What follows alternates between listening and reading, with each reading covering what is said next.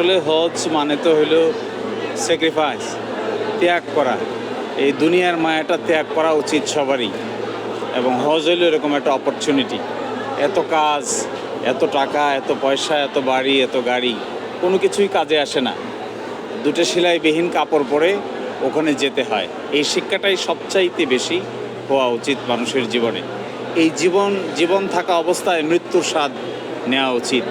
তবে এই হজটা কত বেশি মানুষের জীবনে ইম্প্যাক্ট ফেলে, এটি কার্যকর হয়। অনেকের হয়তো অনেক টাকা আছে, অনেক পয়সা আছে, অনেক বাড়ি আছে, অনেক ঘর আছে, কিন্তু হজের কর্মকাণ্ডটার মধ্যে এই টাকা পয়সা বাড়ি গাড়ির কোনো কিছুই কার্যকর হয় না।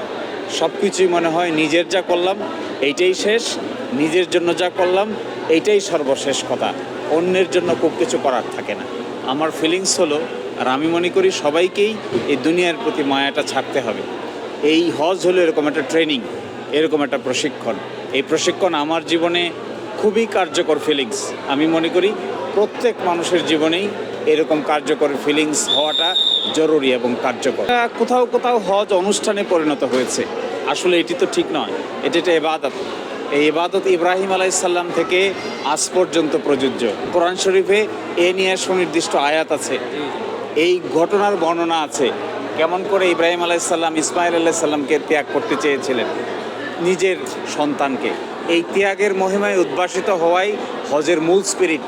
এটাই আমাদেরকে হতে হবে, সকলকেই হতে হবে, কাউকে এ থেকে বিরত থাকা যাবে না। তো গুটি কয়েক লোক যাচ্ছি, তা ওখানে যে আমি এই দোয়া করবো যে আমরা যেমন দুই একজন যাচ্ছি, এর জন্য ইন্টার বাংলাদেশের সমস্ত মুসল্লিরা উজফাক সাল্লাহ শরীফ তাওয়াফের জন্য সবাই যেতে পারে, এই দোয়া করব।